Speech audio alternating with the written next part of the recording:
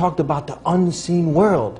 And it really, the people that were around me, they were getting an iman boost because you were talking about the jinn. And this is something, the paranormal, you know, people say UFO, ghosts and all that, and they can't pinpoint it, but Islam pinpoints it. This book and the tradition of our Prophet Muhammad told us about another creation of Allah's creations who share with us this earth. We call them al-Jinn. Even there is a whole entire chapter in the Quran talking about al-Jinn. And al-Jinn is basically accountable beings that Allah created them from fire, and they will be held accountable for their actions in the Day of Judgment. Yes, they see us, but we cannot see them. Yes. We cannot see them. And in very rare cases where humans and jinn can interact with each other or basically cross the lines, and that's where people maybe see things which is very weird, unusual, and they will be, maybe it's a jinn. Sometimes we're in very rare incidents, they can even harm humans or terrify humans, but Allah created them to live normal life, basically to have their life. Basically, I think I was trying to say earlier, yes, maybe people don't believe in a creation it's called jinn, but they still believe in the concept of demon. They possess humans or can harm or bother or hurt or scare even people. The Prophet, for example, said that the jinn among them who fly. So some of these unidentified objects, the flying, it could be the jinn that you see them flying.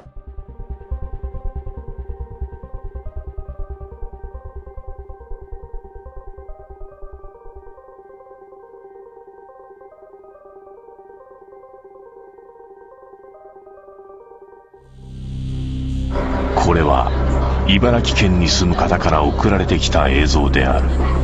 この何気ない彼女とのひとときに信じられないものが映り込んでいる。もう一度見ていただきたい。すぎたよ今。うつむいた少女らしきものが窓の向こうに立っている。しかもその姿はおぼろげに景色が透けているのが確認できる。We've seen how strange things can get at night. Well, things are about to get a whole lot stranger. This mysterious driver tricks cops into thinking he's about to pull over, then all hell breaks loose. The officers watching this tape get only a quick glimpse of the man behind the wheel. It's the last look they'll get. His moves are still baffling to the police as he swerves all over the road, driving like a man possessed. And just when he's really thrown the cops for a loop, he gets back on a straightaway, showing off a seemingly supernatural speed. A fence at the end means no way out, or does it? Even watching it again, cops are unable to make sense of it. All they see is an intact fence and nothing more than the vanishing taillights of what the Garden City PD has come to call the ghost car.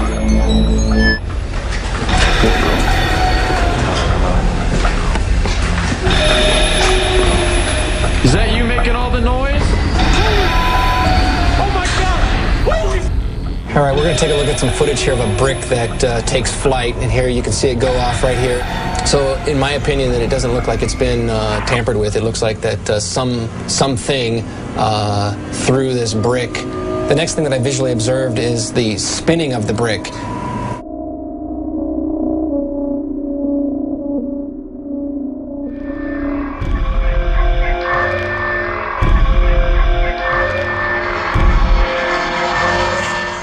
To me, he says, I can't bother with this stuff. He says, I want power, I go right to the source of power. And he says, how do you think that I became famous the way that I am? And I said, you must have had some good luck. Well, he says, there's no such thing as good luck. He says, there's either some power working for you somewhere, or you don't get ahead in this world. Not in my type of occupation. Why would demonic spirits be so interested in possessing movie stars? Because according to the scriptures, one of Satan's primary objectives for the planet is to bring mankind into a massive spiritual deception in preparation for the Antichrist. How are so many of Hollywood's most famous actors and actresses able to be so amazingly effective and convincing in their performances? That guy was so electrifying that it came through the television. How is it that they can move us to laughter, tears, or anger at the drop of a hat? Are they truly gifted with natural talent, as many suggest? You see this and you're dazzled by their talent. Do they possess a creative streak of genius that is unknown to most men? Or unknown to most men, are they in fact possessed? Is it possible that these actors and actresses are possessed by demonic spirits who have a specific agenda to fulfill? Oscar award-winning actor Denzel Washington told 60 Minutes exactly how he brings forth his best performances. Basically what I did was got on my knees and sort of communicated with the spirits.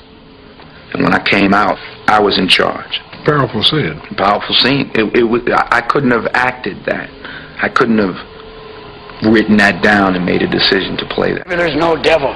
It's just God when he's drunk. Robin Williams, who is perhaps one of the world's most celebrated comedians, admits that he becomes possessed during his acting performances.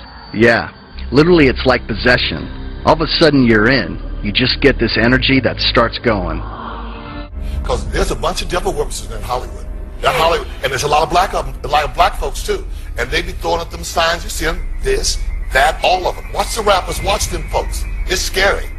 It's very scary. That devil is real. Well, what is this? Oh, the devil in this mess, yeah. Because I closed this up. I thought this was rock on. Be careful. No, the goat, be careful.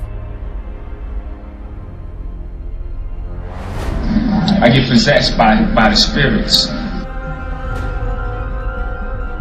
I mean, I can try, but then it just doesn't happen. I can sing notes and sing strong and do all these things that when I'm just by myself, I can't do. And I remember right before I performed, I raised my hands up, and it was kind of the first time I felt something else come into me. I don't want to blame him. I ask him to leave, but he can't. He's here for a reason. People have brought him out. People conjured him up, now he won't leave.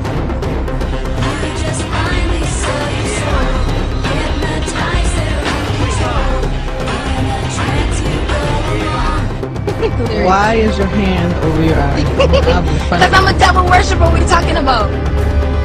I mean, he said once that he's from a land where wizards actually exist, and I thought, you know. But they do. Oh. There are wizards in this room right now. As don't we now. But I guess you're right. No, I mean, he's talking about the world you can't see. Oh. And that's definitely true. Okay. But we don't have to get into that conversation right now. No. We don't want to frighten the audience. Let's put that off. Yeah.